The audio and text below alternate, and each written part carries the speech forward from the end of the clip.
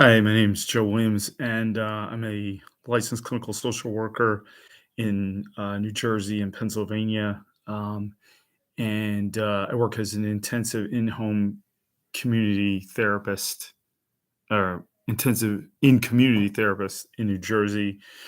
Um, I have worked as, first of all, I was a certified appointed teacher in the Philadelphia School District, had master's in education from Cheney, and I became a what's called a mobile therapist and a behavior specialist in the city of Philadelphia and Delaware County and Montgomery County. So I really enjoyed it. I preferred it to teaching because I could work with people one on one, and I have a background. I should say I have a personal background in mental health because my dad was a psychiatrist.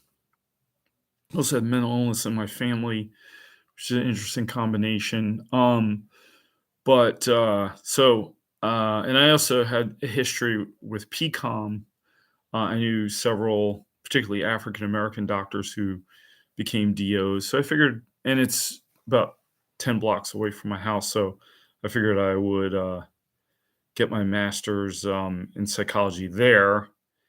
And first, I was interviewed by, I think, I don't know if anybody else interviewed me, but Dr. Elizabeth Gosch interviewed me, and I was accepted in the program. And then I I remember on the first day, she asked me if I would be okay. I thought I would be okay at the school.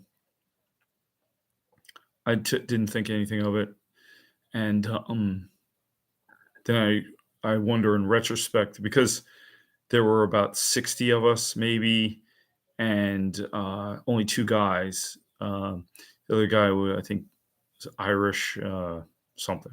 Yeah, white guy.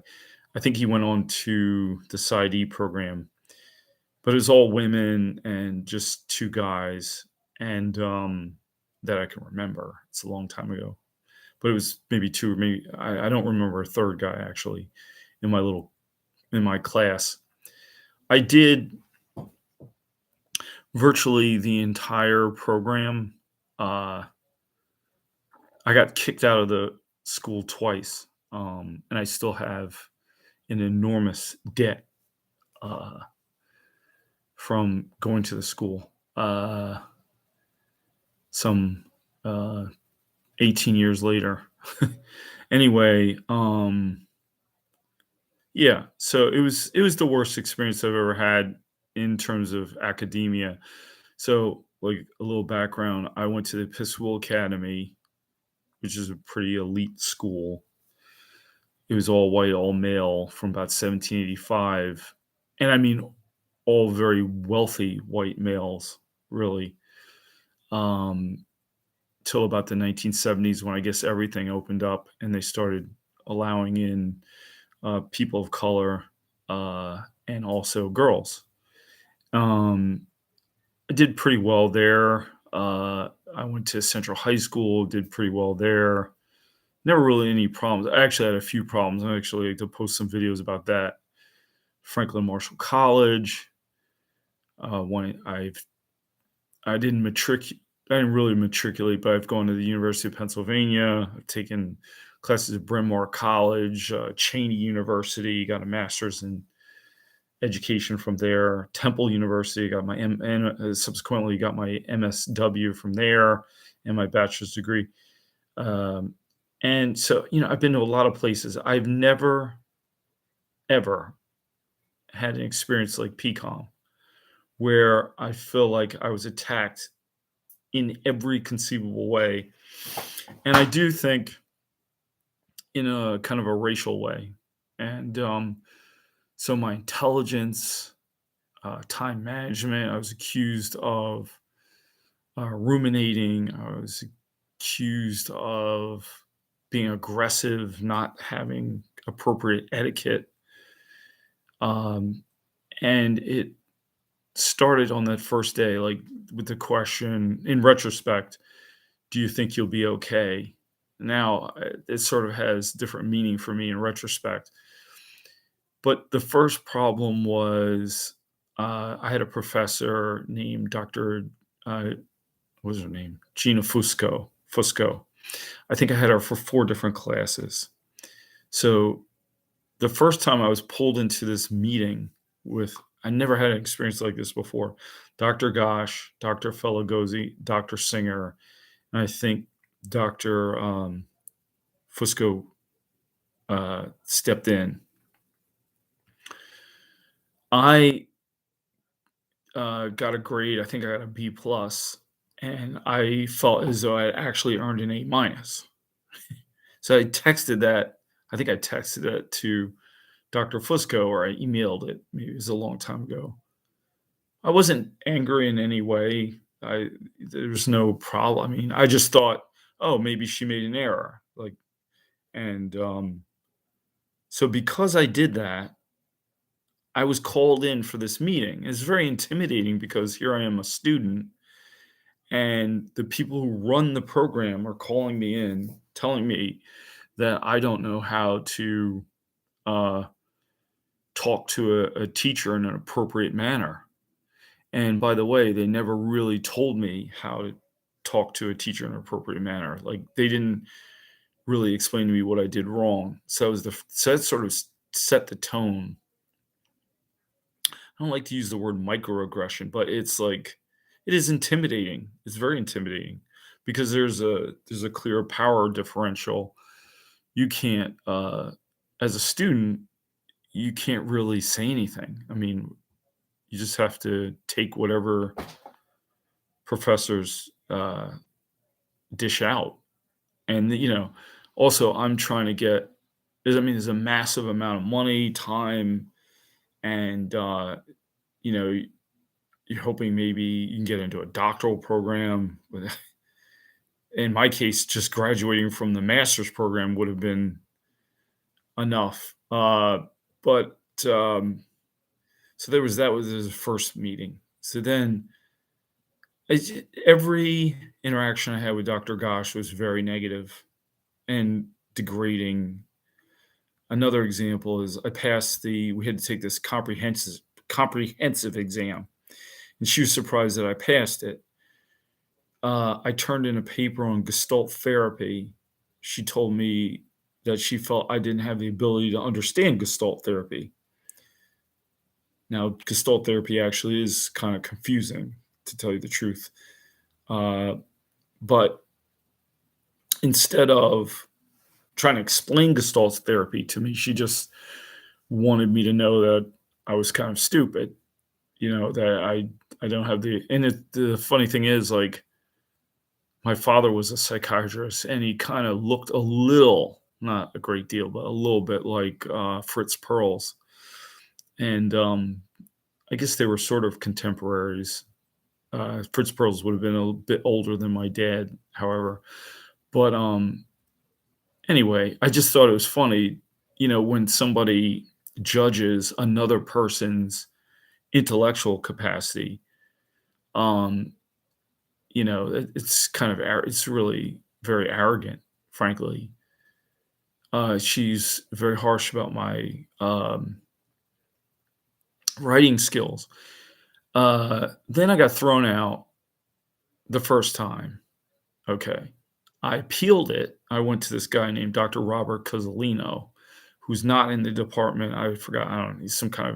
He was some kind of administrator or something. He got me back into the school. And so I flew under the radar. And then all of a sudden, I got thrown. I got a notification that I was under investigation. I was at this place called Community Council for Mental Health and Mental Retardation. They used the word mental retardation at the time. And I was like 2 weeks away from graduating. This is around 2010. I'd been in the program, thrown out of the program, and then back in the program again, almost done. And then I took these classes. One was on intelligence testing that I did not need to take. Okay. I failed the intelligence testing class, but I was under I'd found out I was under investigation. I could no longer concentrate anymore. I couldn't believe that after because this is almost like the actually, it was about this time of year because it's April, whatever, 9th.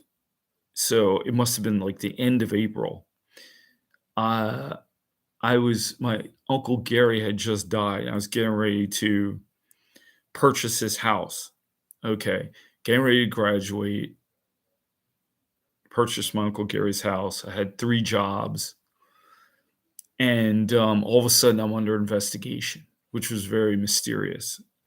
But this woman named Tasha Toomer, she would not tell me why I was under investigation, so I was panicking. The whole year had gone pretty, um, smoothly, and then all of a sudden, I'm under investigation, and I'm gonna lose everything. I ended up I lost my education. I lost all the money I put into my education. I lost my job, lost all my jobs. Well, no, I lost that job. Uh, and it was said that I shouldn't have been doing my practicum in the same place where I worked, um, which every a lot of people were doing. A lot of students are doing that. And in my case, I was uh, working with children, and then I was uh, working for the practicum. My actual job was with children, something called like wraparound services.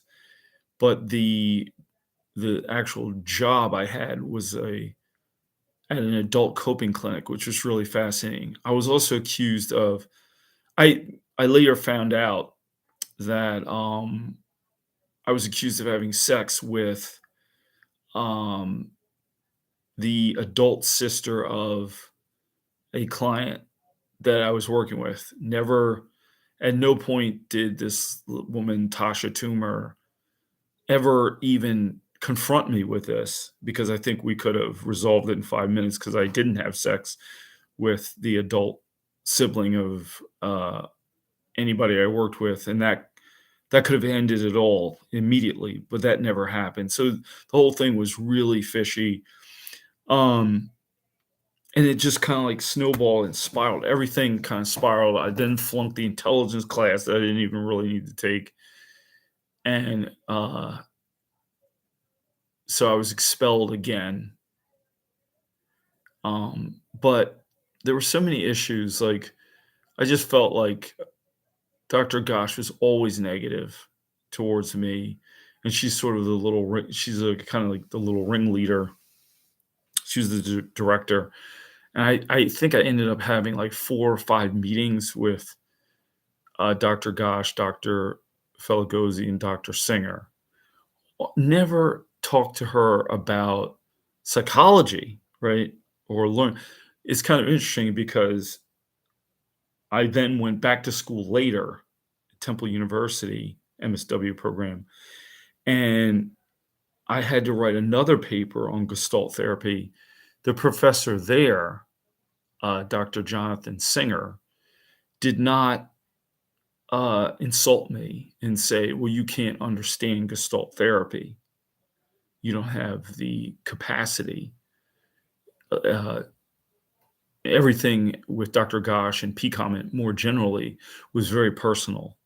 It was everything was about me personally and not about, like psychology. So I remember Dr. Singer was a very different experience. He showed me a video later. I forgot. There's If you go on YouTube, you can watch this guy do an interview with Albert Ellis, one I think with Carl Rogers, and another one with Fritz Perls, I believe, and demonstrates their different kinds of you know theoretical approaches or interventions. And so he and I watched Fritz Perls together. So this guy was actually trying to teach me something, right? Like you would think a professor would do. That wasn't Dr. Gosch's agenda. Her agenda was to humiliate, degrade, deg, degradate, yeah, make me feel, dumb or like, and that was another thing. I was accused of a lot with sex, right? So I was accused of having sex with the adult sister of a client, which never happened. I was accused of talking about sex in class. Then there was and it was actually true that I was talking about sex, but not, from any kind of purient interest or, uh, titillation or what have you. It was more, when I started working with adults, um, many of them had been raped. Okay. I didn't get sexually aroused hearing about incest and rape. One person was raped by his brother. Okay, another guy blacked out because he. I asked him to do a timeline of the traumas that he'd experienced, and he kind of blacked out and started having like a seizure. It looked like a seizure in my office. Since then, I've trained in trauma focused CBT, which is for kids up until 17, I think. And I'm currently studying prolonged exposure. This year, I'm going to do EMDR. Um, I'm going to do cognitive processing therapy. I completed training in DBT at the behavioral tech, as well as hopefully I'm gonna get a supervisor at the Beck Institute. So, but I was really harmed severely, wronged. I think very much wronged by PCOM. I should have been a therapist back in 2008. Um, but instead, I'm doing things today. I'm also working on becoming a registered play therapist at the Family Play Therapy Center. So, but much older, as well as a certified group psychotherapist. But I just found Dr. Gosh to be a very hateful person, very mean spirited, not like I would expect psychologists to be, just awful. And I think part of like it's not far fetched to presume that psychology is racial because psychology has a very ugly, hideous racist history. And I'm not sure that they've completely worked themselves out of it. This program, it's in Philadelphia, the Philadelphia College of Osteopathic Medicine. But, and Philadelphia is a city that's what, half African American? How many African Americans go to PCOM in their psychology program? How many African American professors do they have?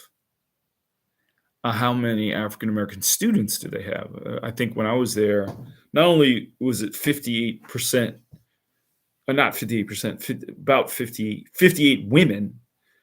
I think maybe there were 4 women who were not white. So, and I was very cognizant of that fact when I was there. So, and because that was another thing, I was accused of making sexual innuendo in class.